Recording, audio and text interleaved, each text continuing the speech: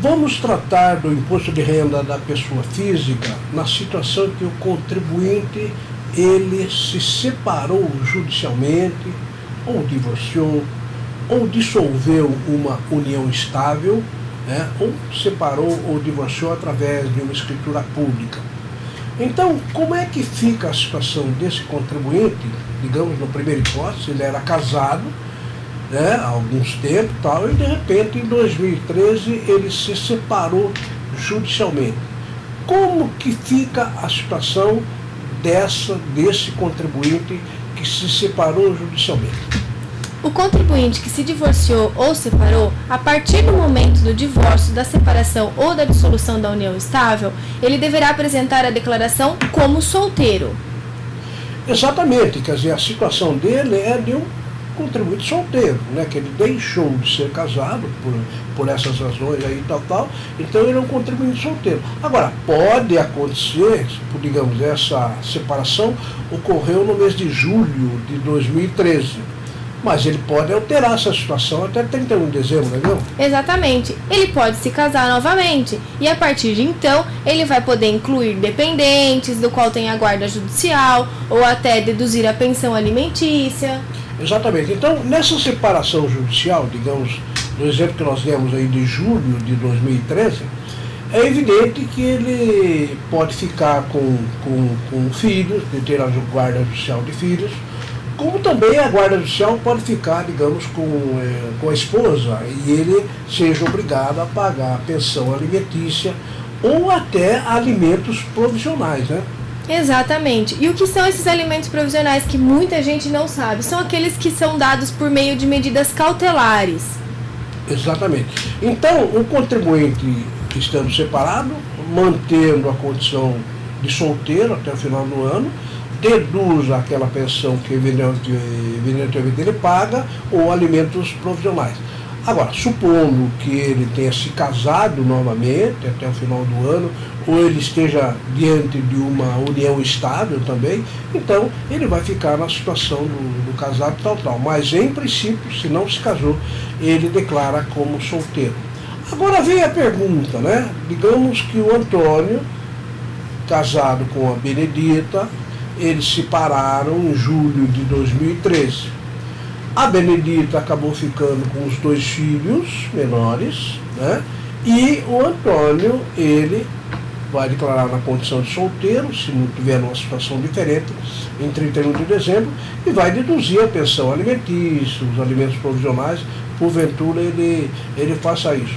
Mas a grande pergunta seria o seguinte, aí do ponto de vista do Antônio, que ele faz lá toda essa dedução sempre lembrando na declaração do modelo completo, né? Que é onde ele pode deduzir pensão alimentícia, essas coisas. Agora, e a situação dos beneficiários? Na verdade, as crianças aí, né, os filhos, receberam aquela pensão alimentícia. E como é que fica a situação dessa pensão alimentícia recebida pelos 2 filhos, por exemplo? O responsável pela guarda judicial de filhos obrigados a declarar deve apresentar a declaração em separado para cada um deles ou, opcionalmente, em conjunto.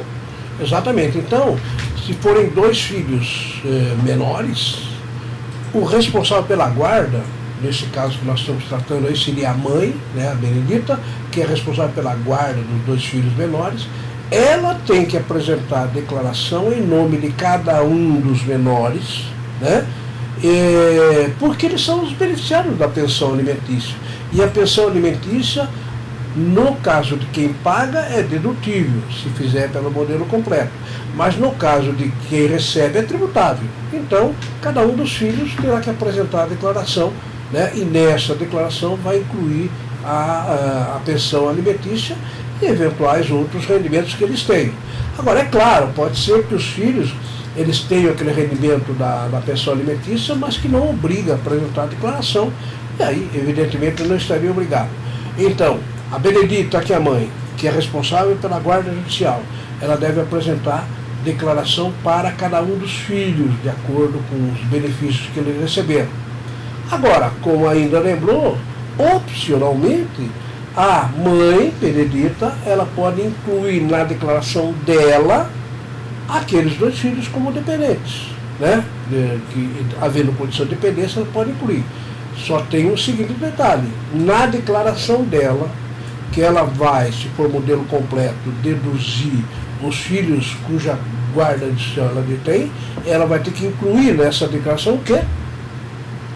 Ela vai ter que incluir os rendimentos dos dependentes também. Exatamente, todos os rendimentos, incluindo os bens, né? Incluindo os bens que a criançada possua, também deverão ser incluídos na declaração dela, porque é sempre assim. Agora, essa inclusão deve ser feita onde ainda? Você deve ir na aba de dependentes da ficha Rendimentos Tributáveis Recebidos de Pessoa Jurídica ou na ficha de Rendimentos Tributáveis Recebidos de Pessoa Física do exterior ou na ficha do Imposto Pago Retido dos Dependentes. Exatamente. Então, esta é a situação do contribuinte. É evidentemente que nós, no exemplo que nós temos aqui, nós concentramos a nossa atenção no contribuinte casado que se separa, seja judicialmente ou através de escritura pública, né? Mas isso vale também para o caso do divórcio, fala no caso da dissolução de uma união estável, né? Basicamente é essa mesma situação, é a separação do casal,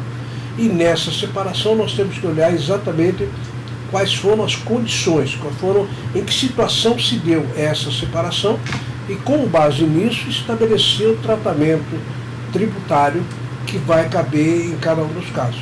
Mas é sempre bom lembrar o seguinte, aliás, é um dado que muitos contribuintes não atentam.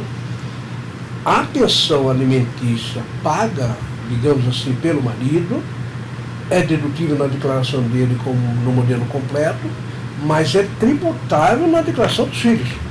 Exatamente. E lembrando ainda que os rendimentos dos dependentes não são só isso, eles abrangem as dívidas, abrangem os direitos, os ônus e outras coisas que devem ser colocados em outra aba, independente dessa só dos rendimentos. Exatamente. Então, na declaração, todos os rendimentos, pensão alimentícia e outros rendimentos eventuais, bens, direitos, dívidas dos menores, se for declarado em conjunto, serão incluídos também na declaração da mãe. Agora, se forem declarados em separado, cada um tem a sua isenção, tem os seus limites, e se tiver mesmo apresentado a declaração, esses bens irão na declaração de cada um dos menores declarantes. Obrigado.